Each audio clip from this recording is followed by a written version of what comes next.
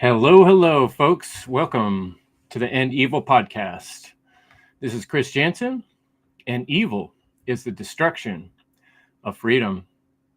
I have a very special episode this week. I'm live. We're live right now with you, and I have with me today the wonderful and the beautiful Miss Leslie Powers, and she's going to join me today.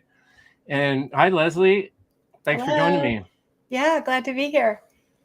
Yeah, we're going to discuss today a project we've been working on. Leslie and I have been discussing a larger project for quite some time now, and we've been taking some notes and we've been kind of going back and forth and preparing some curriculum that we'll be sharing with everybody down the line. But it's basically, yeah, we did some Awake at the Lake. Derek said that, yep. And there's Jerry. What's up, Jerry? Thanks, folks, for joining us today. Yeah, but we've been talking a lot about value, and that was something that I started out with when I created my End Evil video series. It really churned in my mind, like, where do I start when I want to discuss all these things? And it occurred to me that if we don't understand our own value, um, all of this other discussion is somewhat meaningless, you know. So that's what I think sparked our conversation. When I can almost remember us walking down the street the first time we started talking about value. And then since then, we've done some works, and I have these awesome clips that Leslie created. She really put her thought process, and then she recorded herself speaking. And we're going to share some of those clips tonight. And then she and I are going to expand on those clips and talk about how value applies to natural law and your life. And yeah, what else would you want to say about that, Leslie? I'll pass it to you. I do remember us having a conversation as we were exploring the idea of creating a project, around self-growth and creating a map to weaving natural law principles through the process of self-growth. And I remember asking you, like, what would be the first thing that's important? And you said value. And at the time, I didn't quite get it in a deep way, but I spent a lot of time after that contemplating about value. And then I came to the realization that, yeah, I really agree with that.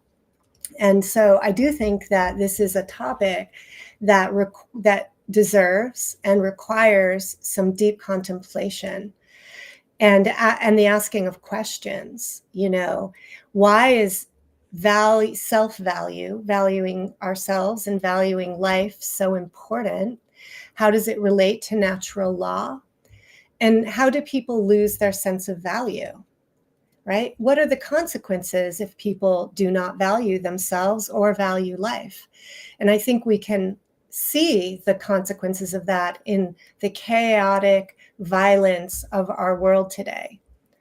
And I think it's directly connected at a root level. And as a psychotherapist and working with groups and individuals, I work with people whose sense of value and importance and worthiness is like basement level.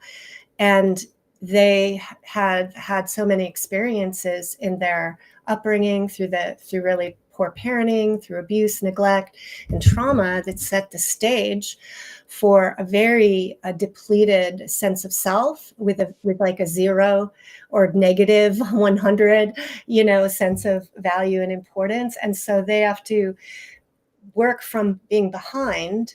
But then, unfortunately, they go through the experience of public education and then employment in many, most different kinds of jobs. And that's not helping lift the sense of personal value or importance in the world, So there's a lot. Don't they say humiliation is one of the most things that sticks out most in our memory? I've heard that before, and I suspect it to be true because of I think we all have an innate want and desire to belong, to be part of the other group around us. It affects our survival instincts when we feel left out from the crowd or isolated through time. Being excommunicated from a tribe could mean certain death. So I think deep down our instinct is to fit in to an extent. And being not valued. Oh, hi, Christine. Thanks for coming. It's cool being live today because we can actually say hi to people when they say hi. And if anybody has any questions or comments they want to interject while we're going through this discussion, we're welcome to do that. And before we move on, I want to play the first clip that we brought for our discussion, Leslie. But I want to tell people, if you don't already know, which, I put out my advertisements, but this is my book, the book that changed my life. And I have some copies here.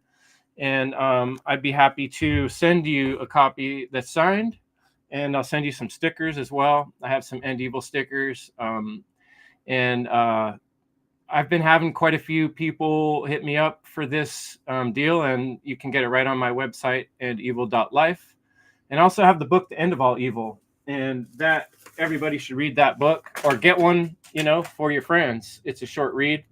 And I think either of both of these books are great tools to help other people, start conversations, if nothing else. Yeah. So, I just wanted to point those things out real quick. And then did you Before want to say anything else before we play the clip? Yeah, before you play the clip, I just wanted to give credit to Corey Enderlot, who inspired this thought process after Chris started it, right? But Corey did a project where he was inviting people to send 1-minute clips. And I had a really hard time with a 1-minute clip.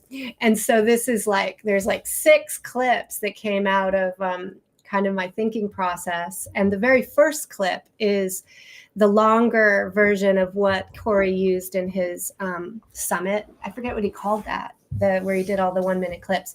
But this is the complete version of what I sent him. And then the others, I don't know how many we'll actually show, but they're variations of the topic from some different angles. So, yeah. Yeah. Jerry said individual and collective versus collective. Yeah, that's a pretty important aspect of, the value. I've often occurred to me that a bomb, that's one thing I talked about in one of my early presentations, the big bomb, the scare that we could all be blown up by a nuclear or one of these technologies that, have been created that could destroy vast areas. It kind of makes us all ask ourselves, how valuable are we if we can just get blown away in a second, But let's move on and check out this first. I think it's a good way to start with this first clip that we've got, and see if I can get that going.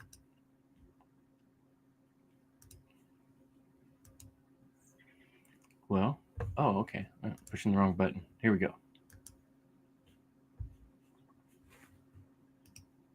What's the most important thing that you need to know? Well, I want you to know that your life has intrinsic value. And that means that you are valuable just by virtue of being alive. To be alive is both a valuable gift, a gift in itself, and a meaningful opportunity. Knowing this is a vital key to our happiness and to our freedom. Your worth is internal, yet it can and should be shared with others, and your worth is honored by being treated as valuable. We share our value through sharing our time, energy, care, and attention. Sometimes our recognition of someone's value is to leave them alone, to let them make their own choices, to support them while allowing them to be free. To value life is to value freedom. With your opportunity to live on this earth, you have repeated choices and opportunities to either appreciate the value of life or to squander it. And what you choose matters.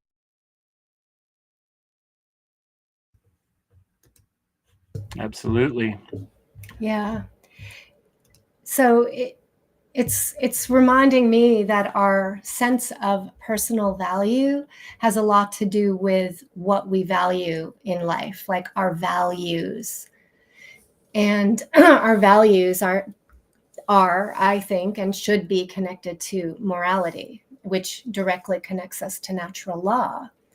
And natural law is ultimately a reflection of how much we value life itself. If we align with natural law through valuing life, there are outcomes, right, that are positive, that are leading to freedom, that are leading to joy, right, more harmony in the world. If we do not value life, and if our values are not aligned with the value and the preservation of life, then we will be creating hardship and chaos and continuing this destructive cycle that further diminishes all people's existence, right? So how much are you being treated as valuable in all the different aspects of your life? How are we being treated? I think that's an important. Or how are we treating ourselves is a big part of that. And I think that has a lot to do with, you being a person who's taught me a lot about the work you do in the therapy with people, and the importance of understanding trauma a lot of times takes us back to things that happened to us. We're learning so much when we're from the time we're born. The first 5, 6, 7 years of our life are a focus, a highlight of time when we're really just taking in all this information. And humans by design are not like other animals in the world, where they pop out somewhat already functional in terms of having claws and teeth and being able to defend themselves and find food.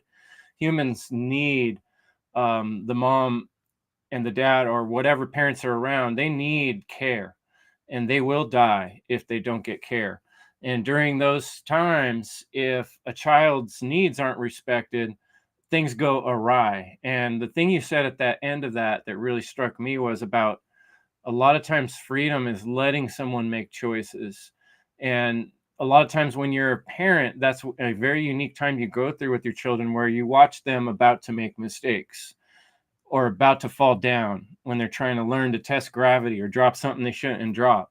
And you have to start making this choice of, like, at what point do I let this little being spread its own wings and stop helicoptering in there to save them?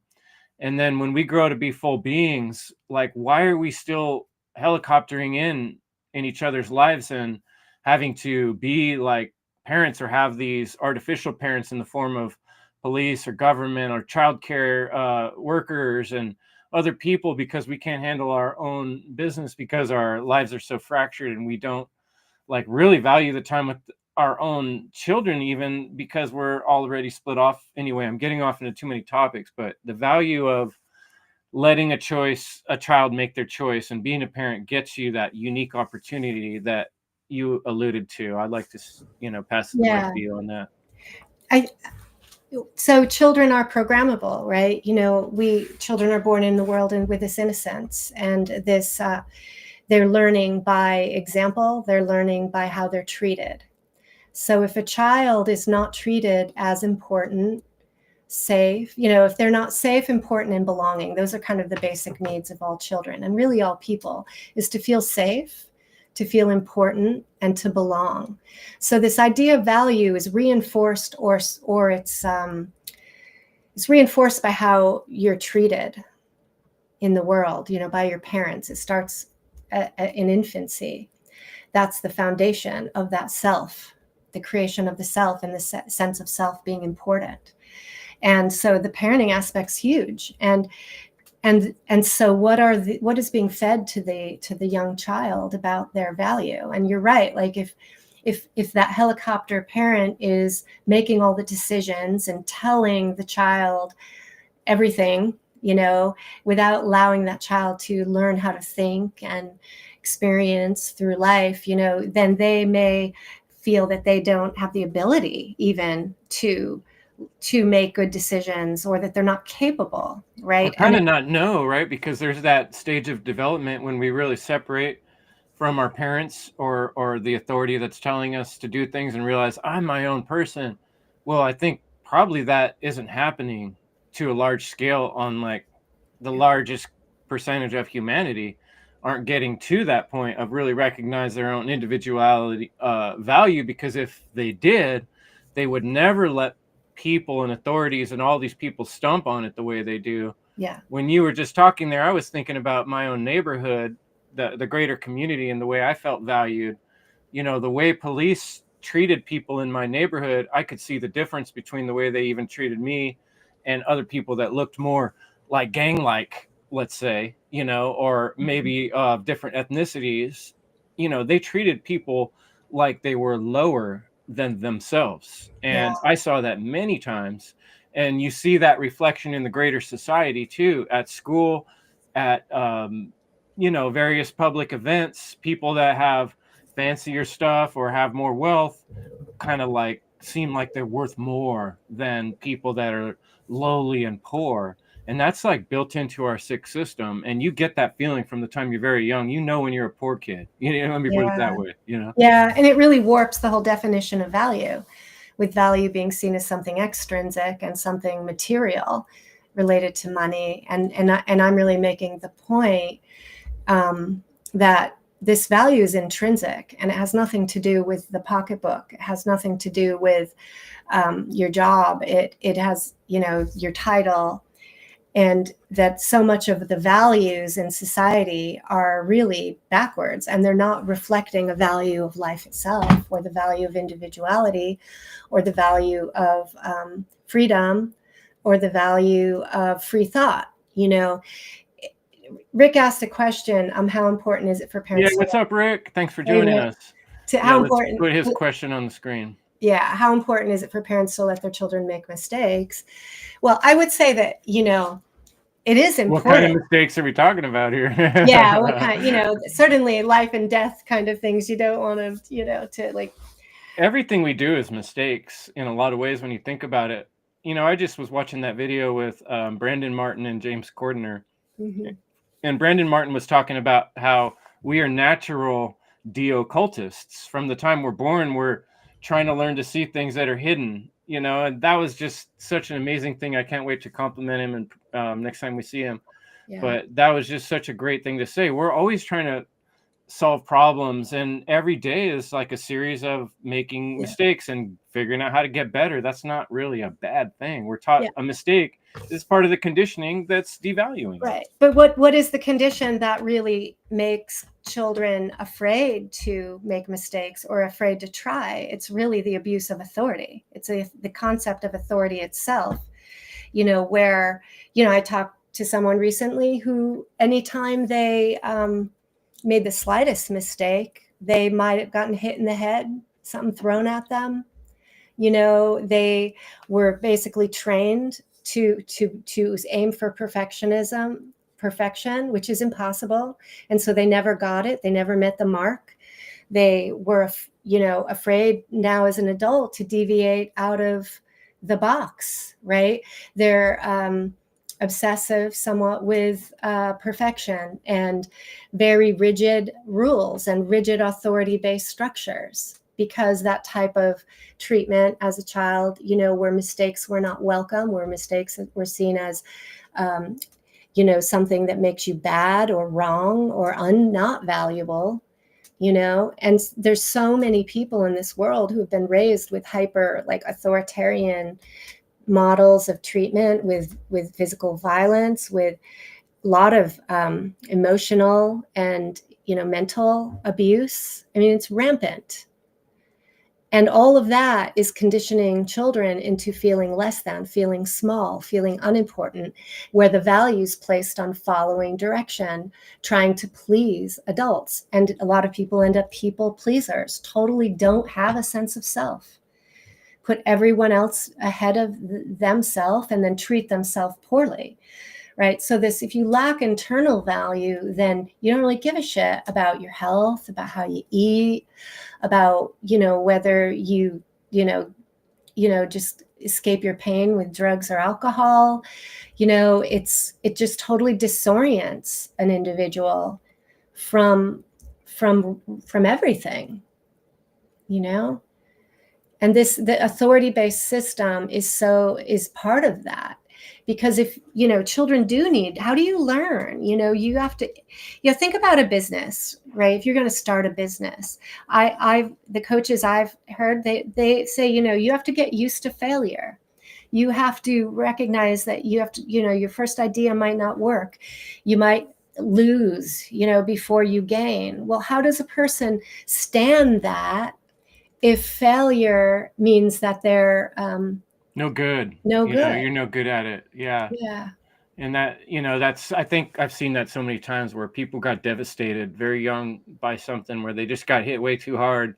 And it's like they just they got this kind of give up thing after that. And it's sad because it's so many aspects, like I described in the Tesseract. There's so many walls around us in these belief structures and these, the real true authority is natural law. Yeah. But let's bring that next video clip in, and I think you might even address some of this. So let's bring that next clip up and check that out, and that'll give us some more discussion points here. Feeling not good enough and not important are common mental scripts that hold people back from expressing their value or from defending their right to be valued. This often results in harming others or letting oneself be harmed. Right or moral action demonstrates and preserves the knowledge of our worth and reflects our birthright to live free from harm. By recognizing the value of all life, we know the wrong of hurting or of stealing from others, and we will refrain, for we suffer when we hurt another. It's simple, really. Value all life, preserve and defend it, live life richly, and appreciate yourself in the world.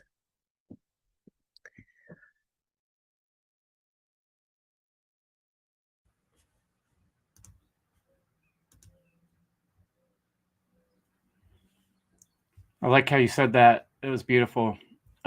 Appreciate yourself.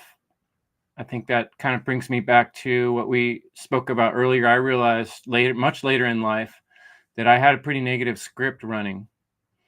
I remember I've talked about it before on the podcast. My friend Agnieszka in Autonomy kind of pointed it out to me more vividly than anyone had done. Or I happened to be listening at that point. And it's like, how are you talking to yourself? And I hear myself saying things, and I hear this from other people often, like, oh, I'm just not that good at that, or shoot, I always screw that up. I always have a problem with that.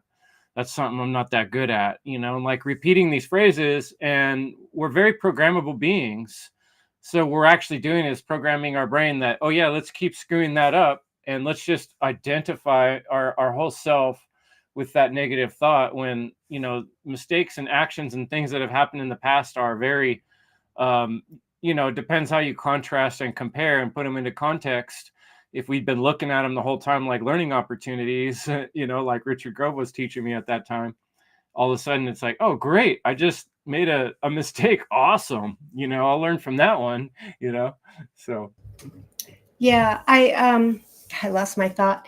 So we, okay, to appreciate ourselves, think of the word appreciate. Appreciate comes from, it's like building value, right? You appreciate something, it's like the value multiplies.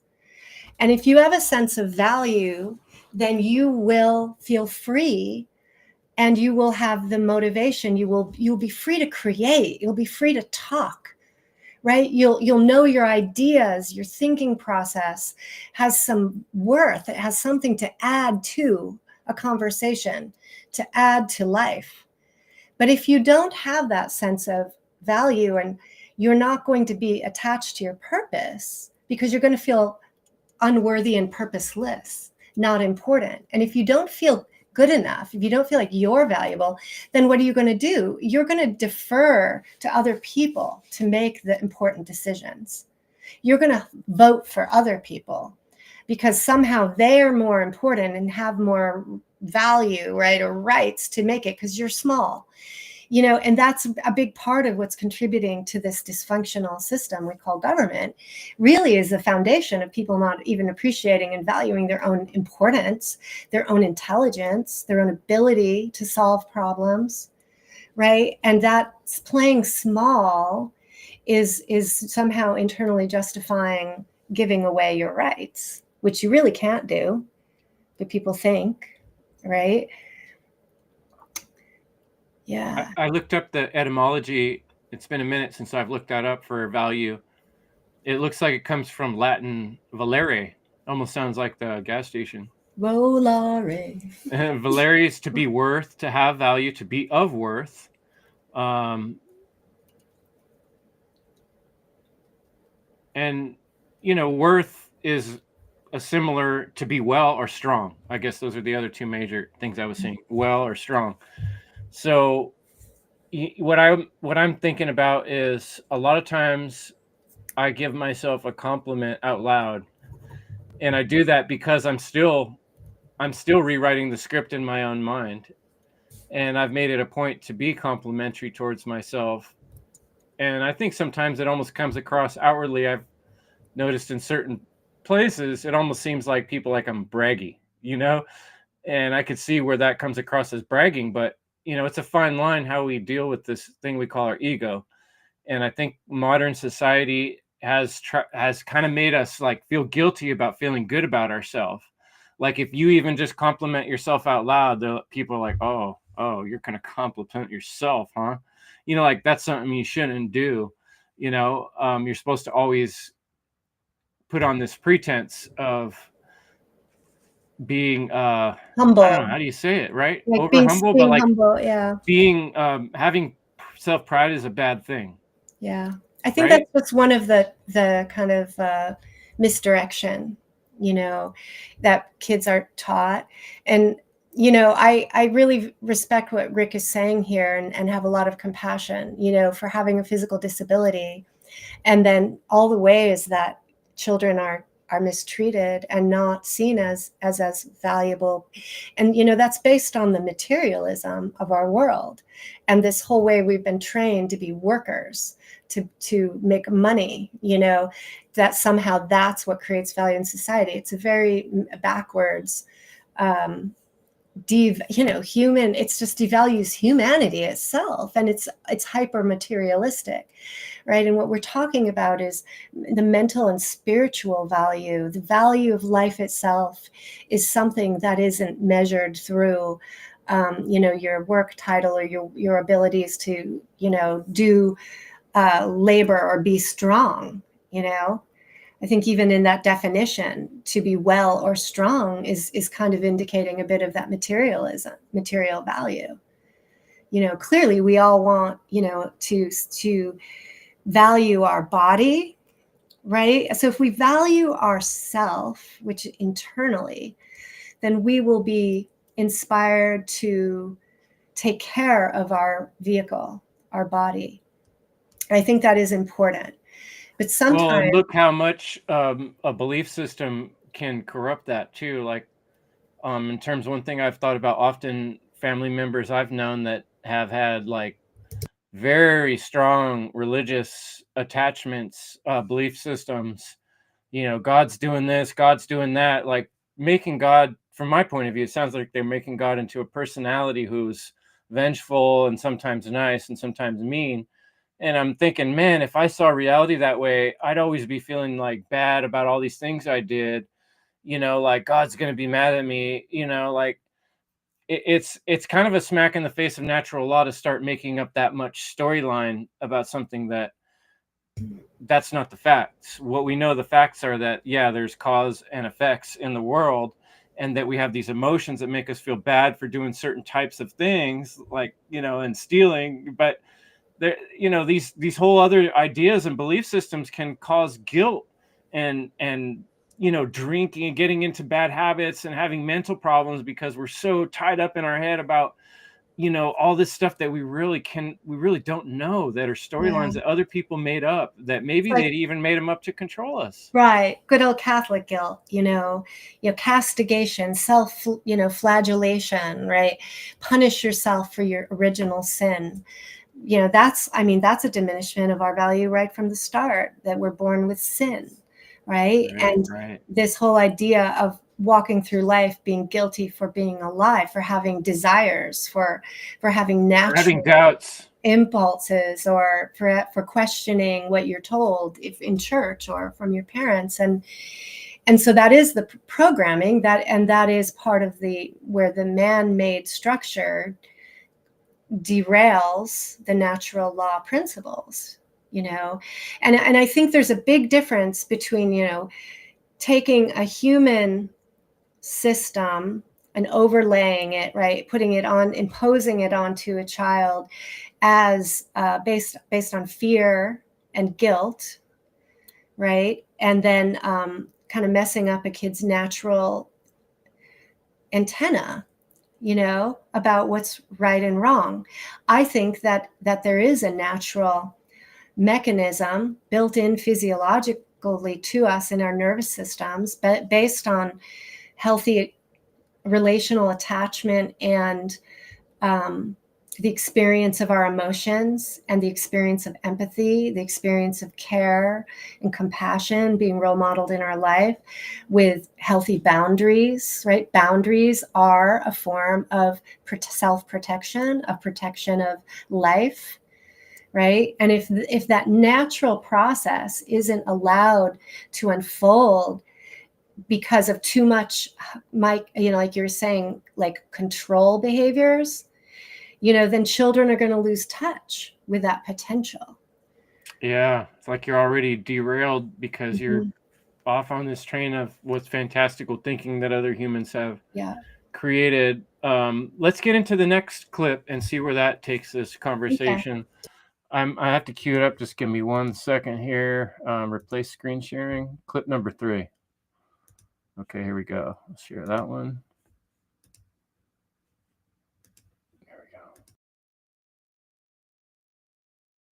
Right action is in context to a relationship with ourselves and among other living beings, with people, plants, animals, and Mother Earth herself.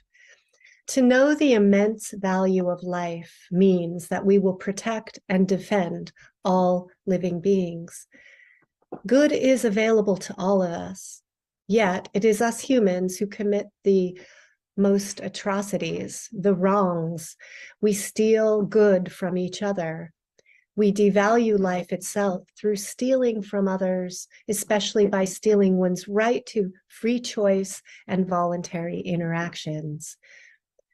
And these things, I think, are what the world most needs now. Free choice and voluntary action, respect for life. Yeah, the best respect of all. Yeah, you know, it disturbs me. Like the wars are going on, right? Have been going on, so many wars, and so many millions of innocent people, children, you know, innocent people are being killed.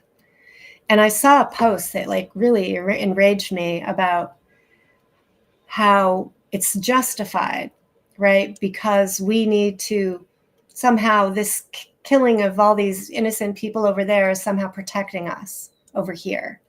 And somehow like saying our lives in our country are more valuable than the lives in over there in that country. And it's like this warped mentality that to me is devoid of any real reflection on the true value of life and that exists in all people, all individuals, all living beings. And how did we get so far from this? How did our minds get so disconnected to be able for someone to say something like that, or to have a lot of people believe that somehow it's justified, that the means, they're the ends justify the means, Yeah, right? it winds up being very reactionary. It's like we're only in this material moment reacting to what's happening right now. And it's like, oh, those guys over there dropped a bomb. Let's kill them. You know, it's like, wait, let's think back a little bit. What's the bigger situation here? If we humans accept that these authoritarian type psychopaths can rule over us, that creates this scenario where big giant armies can be developed and deployed in different parts of the world for various reasons, and they can do large scale army bombing and attacking, etc. If we humans earlier on in history had said, you know what, it's not a good idea to have any type of authority ruling over other people, and we kept ourselves to various small gangs and groups, then that would be the largest they were going to get, like small groups and tribes, which, yeah, there's always going to be some sort of conflict. I imagine violence is going to happen from time to time. But when I'm talking about ending evil, the biggest evil in the world is these massive structures that can kill hundreds and thousands of people in a click of a button or a flip of a switch. And that only happens when we prescribe to this belief of authoritarianism, that we can vote in people and they're going to be in charge of masses and masses of other people, which is a preposterous idea that that's ever going to work. All it does is create an open lane for psychopaths to rule over the rest of us. So, we can recognize that, yeah, this problem's gone so far down the hill that, yeah, things are really screwed up right now. And there's a lot of war and there's a lot of hunger and there's a lot of slavery. But that doesn't mean that we can't understand the concepts and the philosophies that would lead us towards a better future for all of humanity if we started making those intelligent decisions as of now, or as of tomorrow, or soon as possible. Right. Then maybe down the line, our kids or their grandkids might be starting to really work in that direction in a physical way in the world. But we got to get the concept across, because right now people believe in this lie that you can grant somebody authority to own your body and other people's body and just tell them all what to do, bomb them when you want, right, etc. And that somehow it's justified to just eliminate, huge numbers of people based on irrelevant, details or demographics, and like if every decision we made, we took into consideration, is this going to damage life? Is this going to steal from life, from living beings? Inhibit the creative process.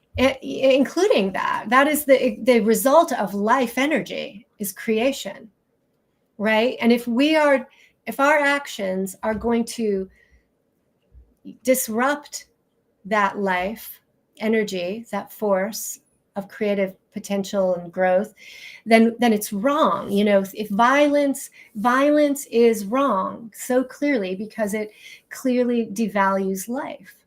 And so there's never, in my view, there's never justification for like whole armies to go in and just start bombing random towns. Like, this is a whole storyline that's been planted in our history for us to think it's okay, that it's the only way. I mean, you watch these history shows and it's kind of cool. Like, they get all nerdy into the strategies of the generals and all this. And yeah, they're really intelligent people and they have this sort of like left brain, like brilliance, that gets way overvalued. Why is that so valued? And they're not even talking about the morality, of those actions, and how it's actually just obliterating towns and races of people. And then after those wars, then there's all the trauma that is resulting, that infiltrates everyone who's been touched by that then epigenetically and genetically gets passed on through the generations and brings us to this ridiculous place of blindness that we're in right now, believing in authority and believing in the justification of war and violence. And so it's like, people wake up, and start to see that this culture that we're in has been so systematically used against us. It belittles us, that it devalues us, our intelligence, the brilliant potential of our humanity. Well, I'll say this one more thing and then we could go to our next clip. And welcome, Elliot James, and thanks for sharing Giordano Bruno episode talking about natural law on YouTube, Angela's Symposium. We'll have to check that out. But that's in the chat, folks. You can check that out yourself on your when you're done with this episode or whenever. But I've been really studying World War II for quite some time. I've been very fascinated. I imagine I'm one of those people that bore you with the strategy of officers and such. I get very interested in strategies and tactics and I like to know every battle that went down, why, how it happened, who won, by how much. I like all those details, and the reason is because it I've realized there's part of me that is really, on a deep level, I care about the facilitation of teamwork. And I want to know how groups of people work together to accomplish tasks. And when they do that in battles, one group does that more effectively than the other group does. And that says something. I want to know why. Because the question looms, like, what if we had an international world voluntary peacekeeping, natural law peacekeeping force that was made up of individuals that only used that title when they chose to be part of it, when it needed to be done. So in other words, some evil action started erupting in some part of the world. Everybody puts on their peacekeeping, I'm going to go deal with this. And we all go out there because we all know it's all of our responsibility. Thousands of people converging from every direction. And you could basically just hug the evildoers because there's so many of us, they wouldn't even be able to do anything. They'd be like little Tyrannosaurus Rex arms with thousands of people converging around them saying, no, we don't do this in this realm. We don't act like we own other people, but how would we get from where we're at to there? It's not an easy process. But I guess the part I bring it up about World War II is there are situations where somebody has gone far extreme on the evil end, like Germany and Japan. They were straight up bombing countries and driving their tanks from country after country.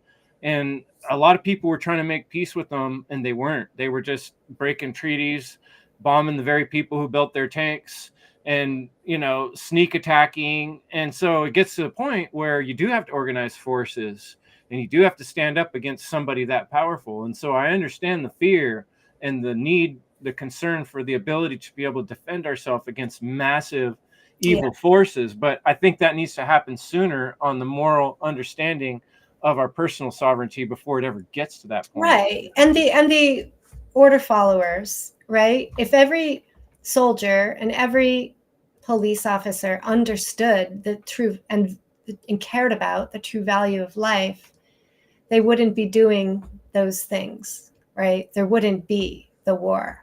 There wouldn't be the killing of the innocent. There are people who are evildoers that need consequences, that they're very buffered and protected because of all the distractions and the excuses to create, violent situations. And it becomes again, obfuscated. The truth gets obfuscated and people get put into traumatic responses. Like cycles, right? Right. The war, these things are meant to disorient people and put them into fight, flight, or freeze. It actually is a physiological attack. An emotional trauma is a physiological attack because it disrupts how your physiology works.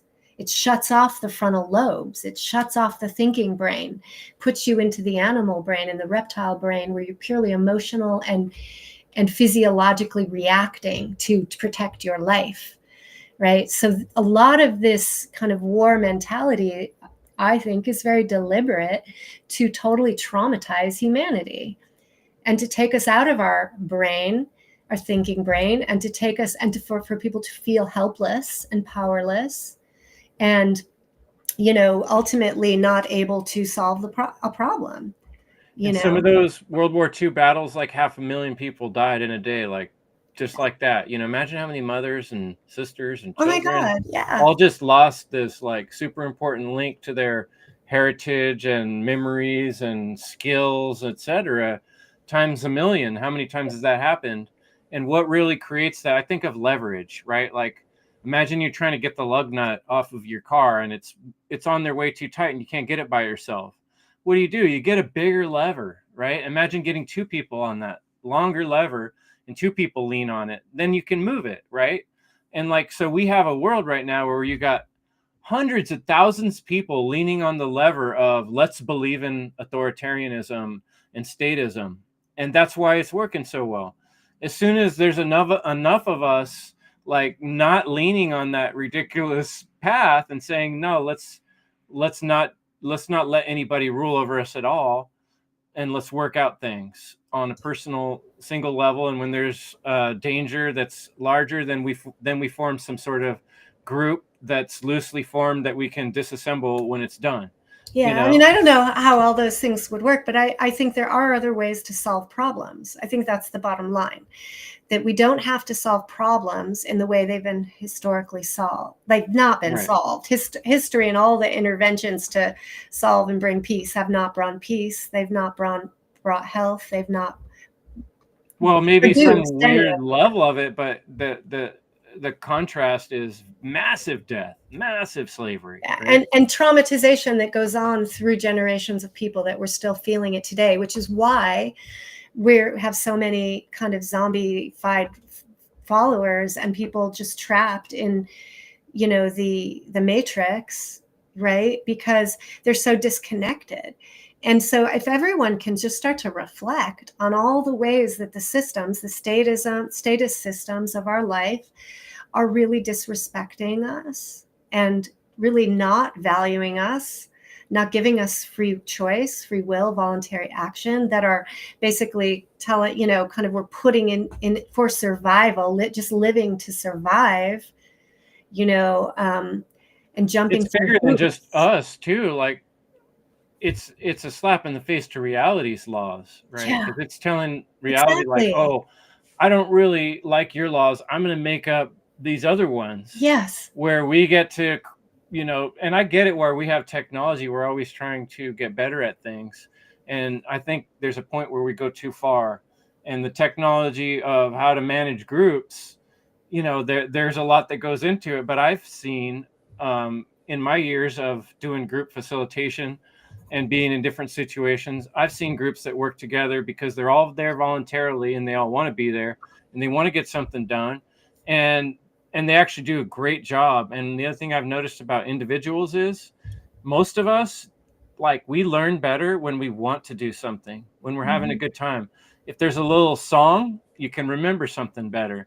If you're having fun with a group of people, you can stay up later because you're having fun and your will is turned on.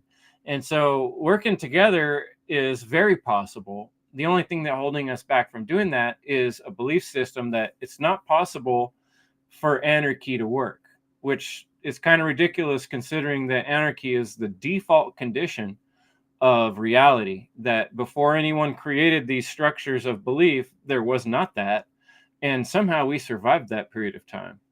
And then somehow we devolved from there. And I don't know why, but I kind of lean on the intervention or interjection or whatever theory you want to call it, where interference. I do think that humanity has been kind of bitch slapped in history, and we're still reeling from this trauma that we collectively have to like wake up to and realize, like, we have been beaten up, we've been used as slaves, as a race, and we need to stop doing it to ourselves, just like the father that abuses the child, and then that child abuses that child, and it goes on and on and on and never stops until someone says, you know what, we got to stop treating each other this way. Even though I'm pain, I'm not going to pass it to someone else. I'm going to heal myself. It's like Mark Passio talks about cosmic abandonment and the concept, the resulting experience of self-loathing as a species. That's what we're talking about, is as a species having self-loathing. And that is a diminishing our value, which is given through the creator, this grand architect, the God, however you want to call it, that is ultimately the creator of all of what is true law, natural law, that has the potential for us to thrive and to create brilliant, creative accomplishments, right? Absolutely. Let's move on to our next clip. Leslie, you ready? Okay, this is, we did number 3, is that correct? We did 3, now we're 4. We did 3 clips so far, as I recall. Okay, I think this is number 4. And let's get that started.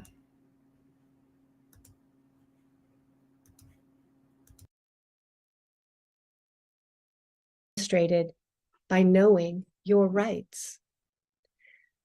By recognizing your rights to good treatment, you will be motivated to protect and defend those rights and the rights of others.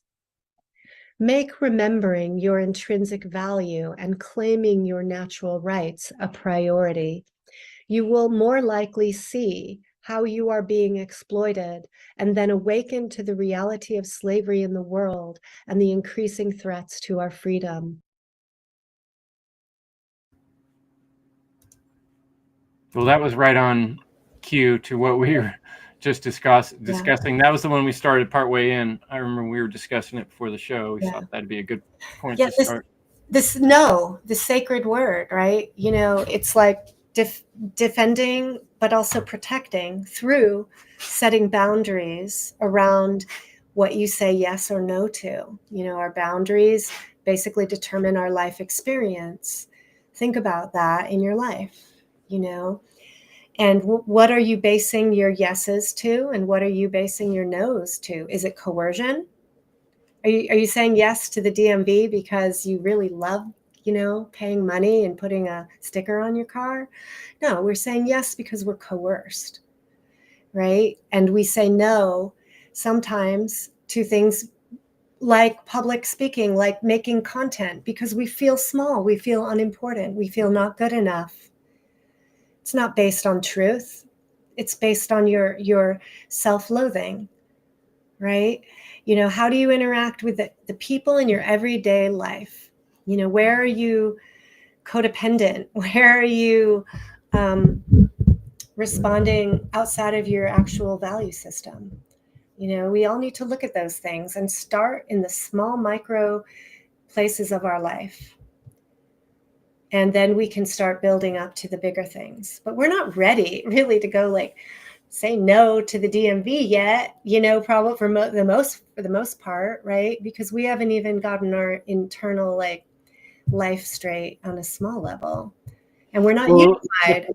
I mean, the philosophy comes first, but I think for each of us, there's got to be a mental, spiritual, physical connection. I mean, in a way, that's what spiritual is when we connect the mental and the physical together. Right. So we start to understand something. It starts to make sense, kind of like going through the trivium process. You get all the facts together. We're kind of like going back and forth in our mind and, say, well, there's this, this is a fact. This is an intuition I have. And then we kind of, at the end of that, we have our rhetoric where we've learned something. And so I think I lost my train of thought. Where was I going with that, Leslie? I don't know, Chris. You don't know. Oh, good. But I think, yeah, you were talking about the trivium process and how we are going to make our decisions, and the yeses and nos, right, are really should involve our use of our critical thinking outside of our pressure to conform or our response to coercion, right? So we're not just saying go out and just be a complete rebel, but we're saying, gather your data. Listen. I remember, where I was going with that, like the input, the processing, and the output. So there has to be a parallel journey. I've noticed in my own personal journey, I've tried to think of all the things that I do that are, like I'm saying, a slap in the face to natural law. And I'm still doing a lot of those things, like a simple one, like you're pointing out. I still do appease the DMV. I still make my car look like it's supposed to on the road. And then I know some people are like, you're not an anarchist if you're doing that. And I'm like, okay, I'm not yet. I'm doing it by trying to get the philosophy understood and communicating that. And then in my life, in the physical world, I'm making whatever changes I can in that direction. So I'm trying to learn to be more self ownership, whether it be health, by taking care of my own health, finances, by not beholding to a big corporation with where I get my money, but instead learning how to produce things of value that people will pay me for. And that's been a tough journey, so each of us, I guess all I'm getting at in the physical world, each of us has to kind of modulate and do what we can in this slave system, because really, if we were going to change things on the greater picture in terms of not using authority and not having, it would take a lot of people starting to make this change and having that philosophy solid in their mind, so solid that they wouldn't let authoritarians keep spouting their religions and forcing them on people. And if we, as a large groups of people, all understood that, the physical world would change in that order. The more people that had that concept and understood it.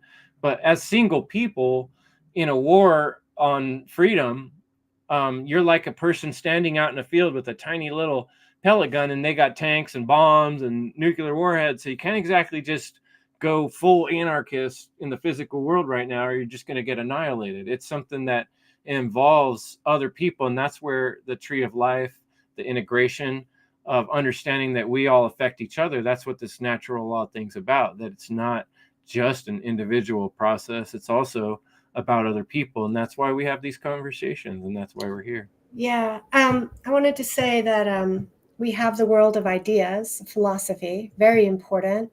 Sort of the all is mind, understanding and observing, and getting a grasp on these principles is primary.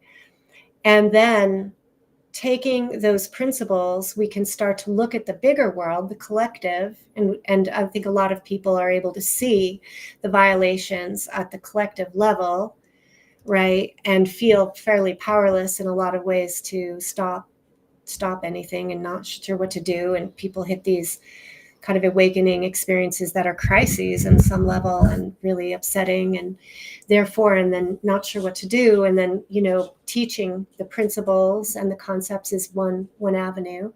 And I think or more important is taking the concepts and then winding back to your own life, right? To yourself as an individual, and looking at the principles in your relationships, because morality is about relationship. It's about how we treat other living beings, right?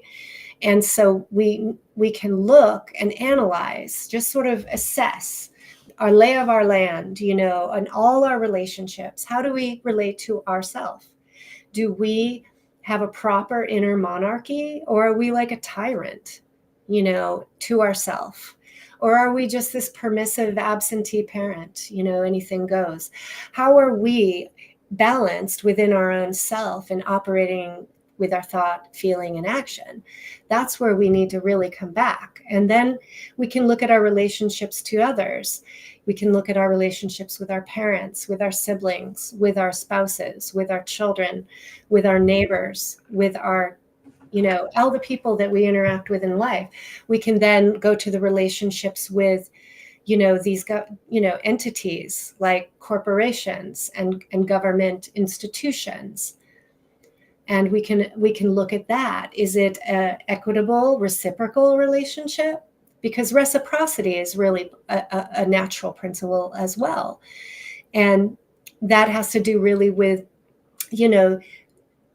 the value of all people, right? Reciprocity, equal rights, no one has more rights than another. I don't get to just go and tell you what to do, but that's happening all the time. And these artificial entities that we are interacting with all the time. So we can start to see that. And then we can ask the voting system, right? It says, right, or if there's more of us than there are of you guys, then we're right.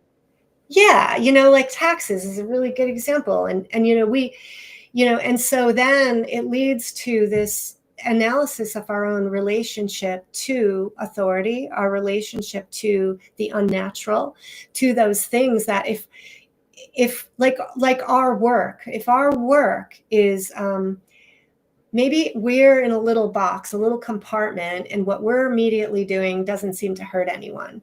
But that we have to look further than that. We need to look at, well, what is the bigger system that we're a part of? And is this bigger system doing harm, a few steps removed from where we are?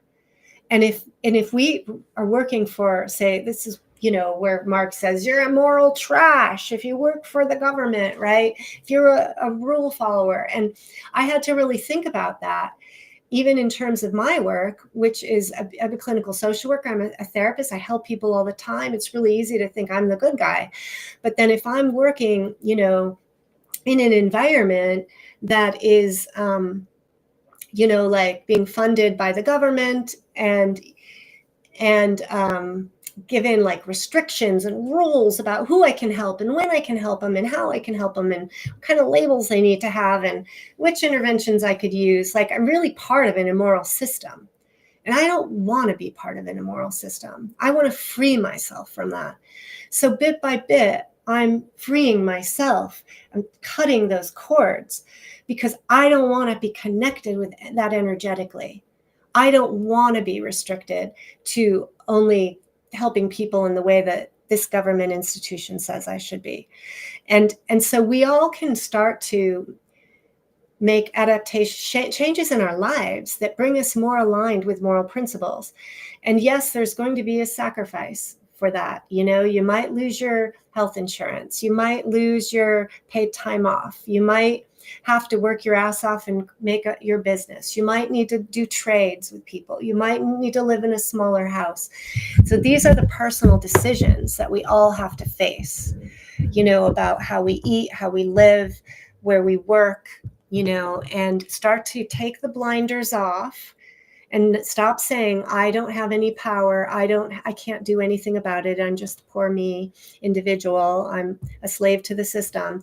And we need to say, wait a minute, there are some ways I can disconnect. There are some ways that I can speak up. There are ways that I can show that I really, really value life for all individuals across this planet, that I value this earth, that I value the animals and the fish and the birds, you know, that I value the sun that rises every morning, you know, that I've, you know, like. Yeah, your heart beating in your chest is like every moment is your opportunity. And every one of those moments that's just being kind of like used in a way that's not really what you want to be doing, like you described earlier, Leslie, is like, it, you know, we need to start recognizing that. Maybe we can't change it immediately.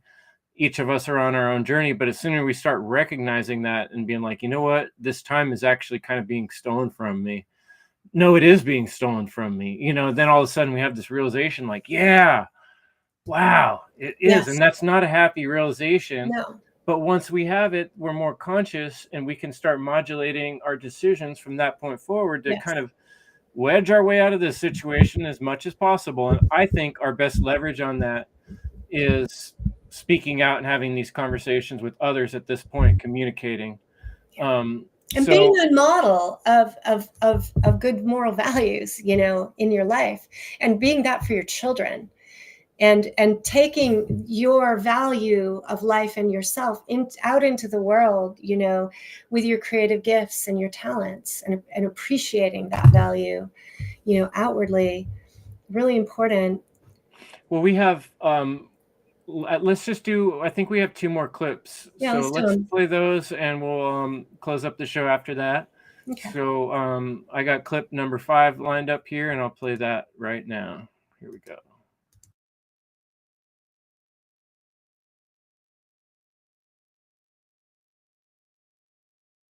What else are you likely to confront on this journey? Your resistance, your unhealed traumas, rigid belief systems and worldviews, dilemmas, and some pain. Reflect on the ways you are out of alignment with the knowledge of your value and the importance of upholding your rights and the rights of others.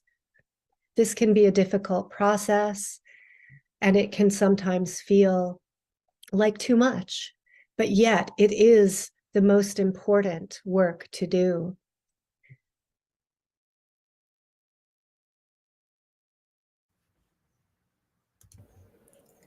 Go ahead and play the next one, and then we can finish it up. Okay. Replace screen sharing, clip number 6.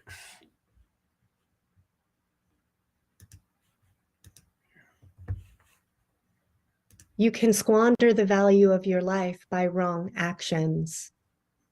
And these actions can most definitely impact the freedom of others and lead to a synergized suffering, a greater suffering for all. The more of us that recognize our value and act as such, the freer world we have. Your value is not measured by material wealth or possessions, nor social status or the number of likes on your posts, etc. Pursuing those will not bring you true happiness or true wealth. Any story in your head that tries to deny your value or the value of others is not the truth, but a lie that was most likely created by trauma or cultural programming.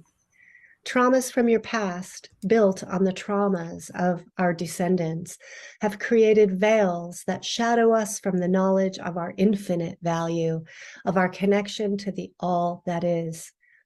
If we are conscious of the miracle of life itself, we will see the value of every sentient being, and we will naturally want to respect all life. We will naturally defend against any diminishment of our own life and the right to live freely. So value yourself and each other, value life itself, and prepare yourself to defend it as the most important purpose of your life. What is most important in this life? You know, what is important to you? What else is more important, you know, like my self-defense teacher says, than your life or your loved ones? And whose job is it to protect those lives?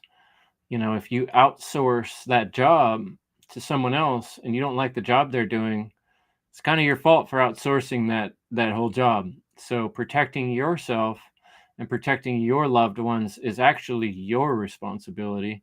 And that has not been taught to us when we were a kid. Self-defense martial arts is like encouraged a little bit when you're a young boy.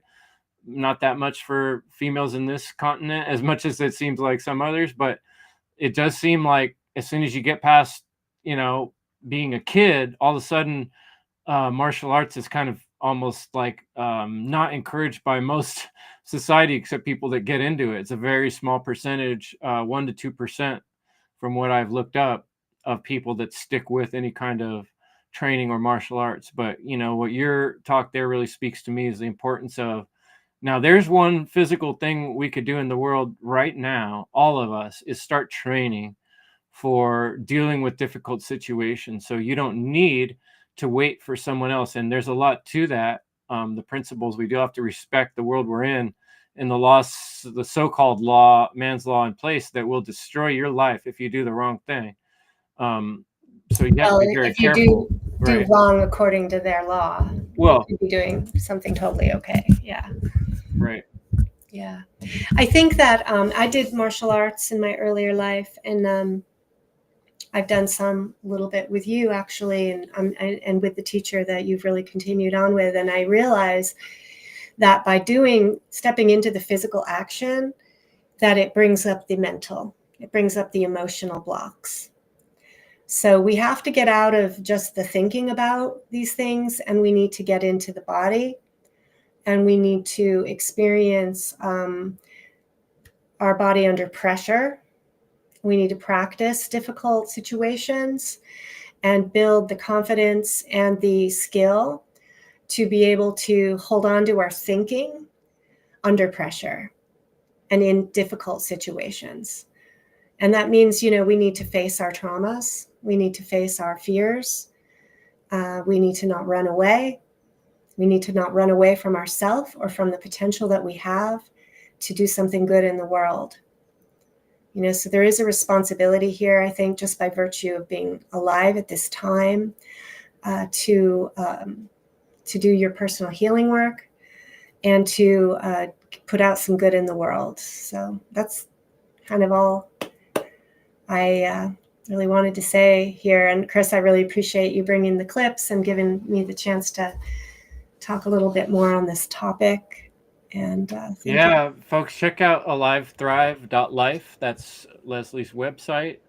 And oh, hey, what's up, Chris Nelson? Check out Chris Nelson's evolveconsciousness.org and the One Great Work Launchpad on Wednesdays. Yeah, check out Dissolving the Divide as well, which is my YouTube channel with Derek Shelley on YouTube, and you know, Girls Club a little bit with, you know, we did some collaboration with Sarah Cross, who I love, and you know, there's some really good work. Yeah, Crosstalk was Revolution where she's Radio. Yeah, Crypt Rick, Revolution Radio, Will Keller, willkeller.com, Logan Hart's Wizard Factory. We've got some great... There's a lot of tools out there, and you folks can be creating tools too. I mean, that's why I've created this book, and I'm trying to encourage people to check out the book that I created, or The End of All Evil by Jeremy Locke, because these books, like when I first read that book by Jeremy Locke, it was revolutionary to me. A lot of the thoughts and ideas were like hitting me like a freight train. It was like, whoa, how come no one ever said it like that before? That makes a lot of sense. That's the opposite of what I've been hearing most of my life, but it makes way more sense than what I've been hearing.